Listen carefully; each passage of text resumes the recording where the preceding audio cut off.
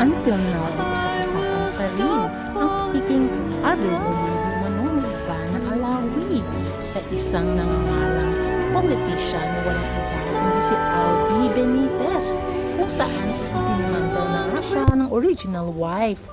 Kaya naman todo ang deny nitong si Ivana at nang alamin ang kanyang sinabi tungkol sa kanyang di umanong bahay sa ibang bansa na kesyo hindi niya daw ito pag-aari at ang kanyang paglilinaw tungkol sa pagiging kabit niya. Ating alamin.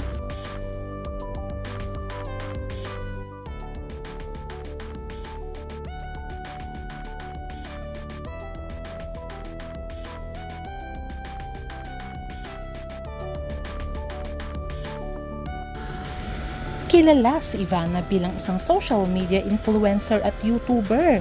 Dahil sa kanyang kaseksihan siya ay nakilala, lalong-lalo na nung sumikat siya sa kanyang pagiging YouTuber. Lalong naintriga ang lahat nang ipinakita ni Ivana Alawi ang kanyang bahay di umano na minana niya sa kanyang ama sa Bahrain at ibinendera niya nga ito sa vlog niya noon sa YouTube.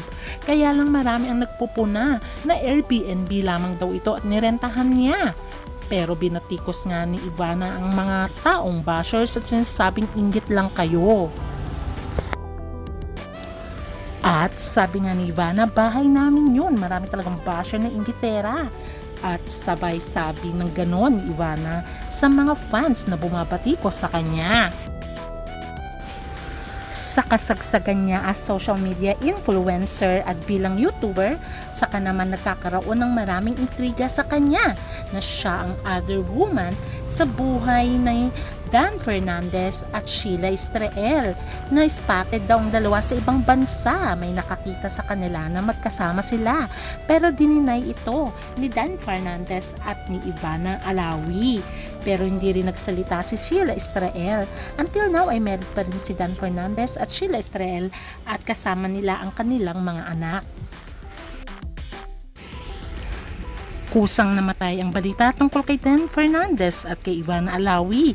Until eto na naman, napablind item na naman si Ivana na kesyo karelasyon niya daw ang isa sa pinakamayanang mga congressman ng Pilipinas. Walang iba kundi si Albi Benitez. Na asawa naman niya ay walang iba kundi si Abby Benitez.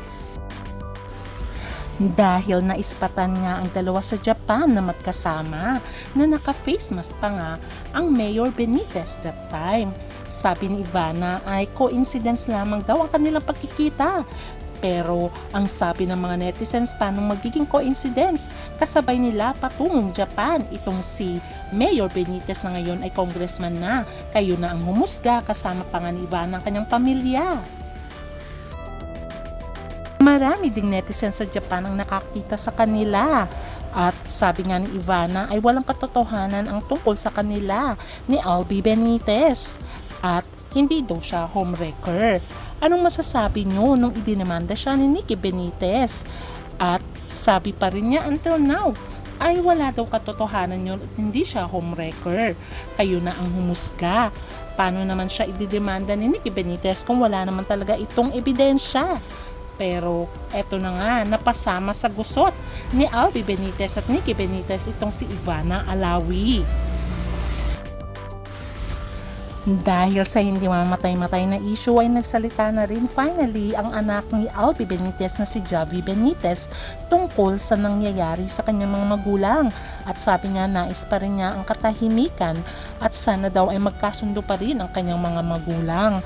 Wala siyang kinakampihan pagkus sana daw ay matigil na ang mga fake news at magbigay na rin daw sila ng respeto sa kanyang mga magulang. Dahil si Albi Benitez ang pinakamayamang congressman, kaya naman lahat na lang ng luho siguro ng kanyang nililigawan ay naibibigay niya. Nagkaroon siya ng anak sa beauty queen at artistas ding si Daisy Reyes. At malaki na nga ang kanyang anak kay Albi Benitez. Ayon kay Daisy Reyes, all-out support naman daw si Mayor Benitez sa kanyang anak na si Gab Benitez.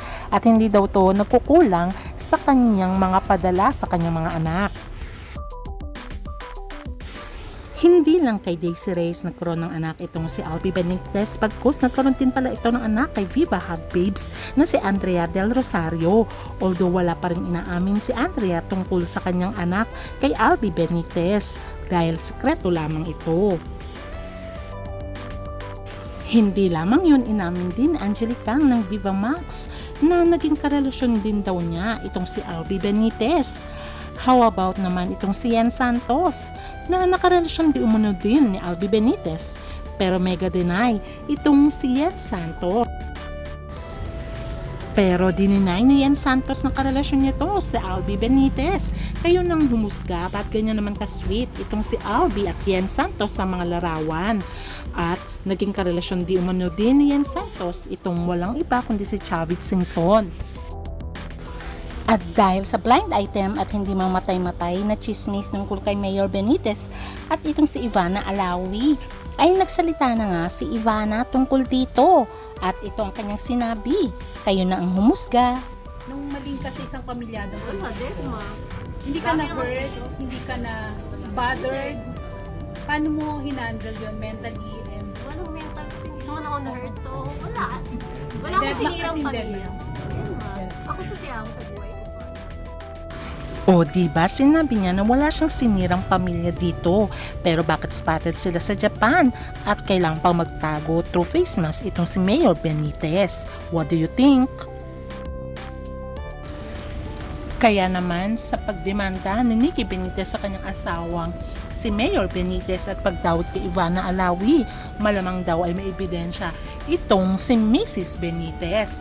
What do you think? At dapat nga bang maging defensive si Ivana tungkol dito na hanggang ngayon ay dinideny niya ang kanyang relasyon kay Mayor Benitez at malakas pa ang loob niyang sabihin sa mga bashers na bahala kayo sa buhay niyo, deadma, at hindi daw siya homewrecker.